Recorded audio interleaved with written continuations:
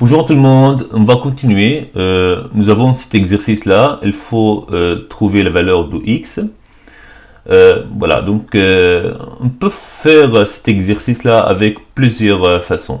Si on commence avec la première façon, peut-être il y en a parmi vous qui vont dire oui, je vais commencer à me débarrasser de 5 tout de suite. Ok, donc ils vont multiplier ce côté-là par combien? Par 5, n'est-ce pas? Vous avez moins x sur 5, ils ont multiplié là par 5, il faut qu'ils multiplient l'autre côté par 5, donc 5 sur 5 c'est 1, donc il reste quoi ici? Il reste ici moins x. 7 fois 5 c'est 35. Ok, vous avez moins x égale 35. J'ai pas encore trouvé en fait x égale, donc il faut que je me débarrasse de moins là. Vous avez plusieurs façons là. Si je multiplie ce côté-là par moins 1, je dois multiplier l'autre côté par moins 1. C'est l'occasion de vous apprendre pas mal d'astuces là. Regardez très bien pourquoi j'ai multiplié ce côté-là par moins 1. Parce que 1 fois ce nombre-là, x là, c'est x. Et moins fois moins, c'est plus. Comme ça, je me suis débarrassé du signe négatif là. Ok.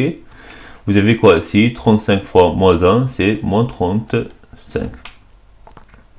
Ok.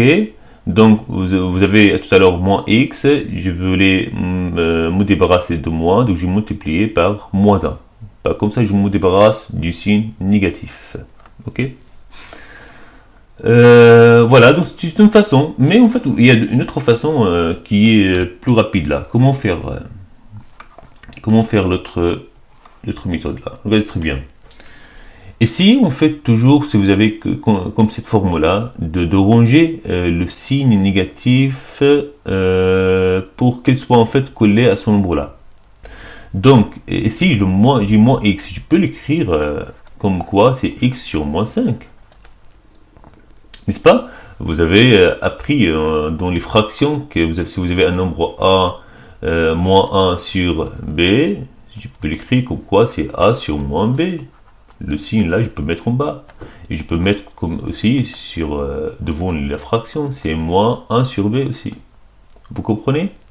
Donc le signe qui est là, je peux le mettre en bas.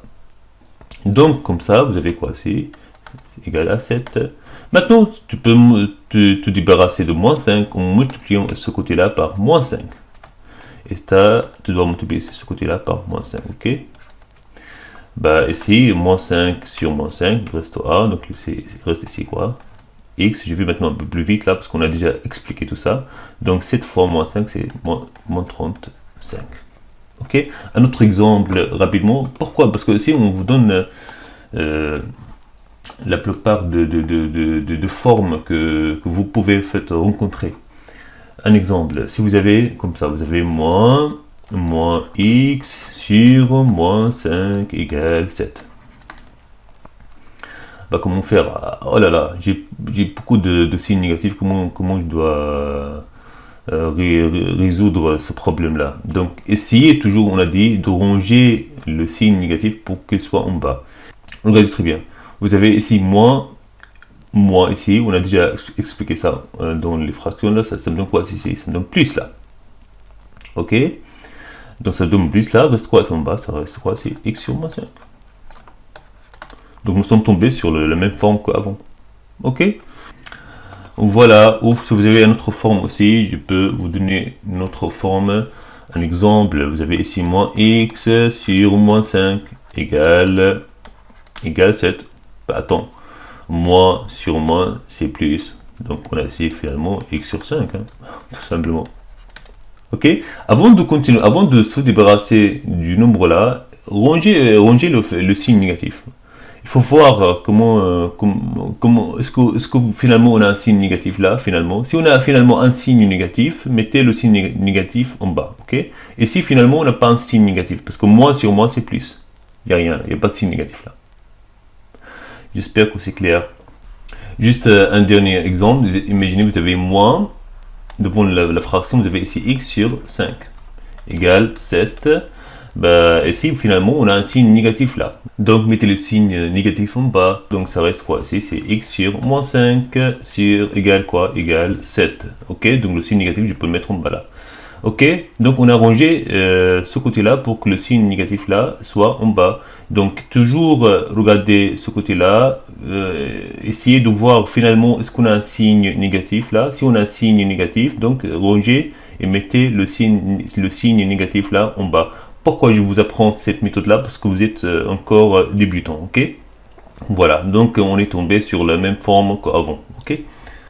Normalement, on a rencontré tous les formes qu'on peut rencontrer là. Maintenant, en fait, on va vous donner la technique à faire si vous avez un nombre fractionnaire multiplié par x égale un nombre. Après, on va vous donner en fait une technique qui marche partout. Regardez très bien, si vous avez un exemple, vous avez 3 sur 5, x égale, on va dire, 2. Comment trouver la valeur de x là? Donc ici, vous avez un lien fort. Ok, vous avez un nombre fractionnaire multiplié par x, et si vous avez un lien fort là, égal à 2. Comment je peux me débarrasser de ce nombre-là? Parce que finalement, je dois avoir x égale un nombre. Il faut que je me débarrasse maintenant de quoi? De 3 sur 5. On sait déjà en fait, si je multiplie moi un nombre par son inverse, j'obtiens 1. Ok, donc si tu multiplies, donc vous avez quoi ici? Vous avez 3 sur 5 fois x égale 2.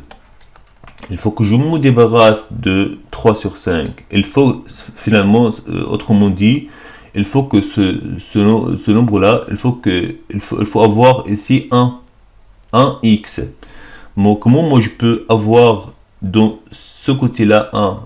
Si je multiplie ce nombre-là par son inverse, l'inverse de 3 sur 5, c'est 5 sur 3. Donc, comme tu as multiplié ce côté-là par 5 sur 3, il faut multiplier l'autre côté par combien? Par 5 sur 3. Regardez très bien maintenant, vous avez un nombre multiplié par son inverse. Donc, ça me donne quoi ici? Ça me donne quoi ici? Ça me donne quoi ici? Ça me donne 1. Ok, ça me donne 1. 1x, c'est tout simplement c'est x là. Ok, donc comme ça, je me suis débarrassé de 3 sur 5. Je continue là. Donc, vous avez un nombre multiplié par une fraction, c'est 2 fois 5 sur 3. Donc, c'est 2 fois 5, c'est 10. 10 sur quoi? Sur 3. Ok, voilà. Tout simplement, je vous donne un exemple à faire. Après, on va continuer, donc on va pas tarder là. C'est moins 3 sur 7, x égale à 5. Ok, je vous laisse maintenant, à bientôt, merci.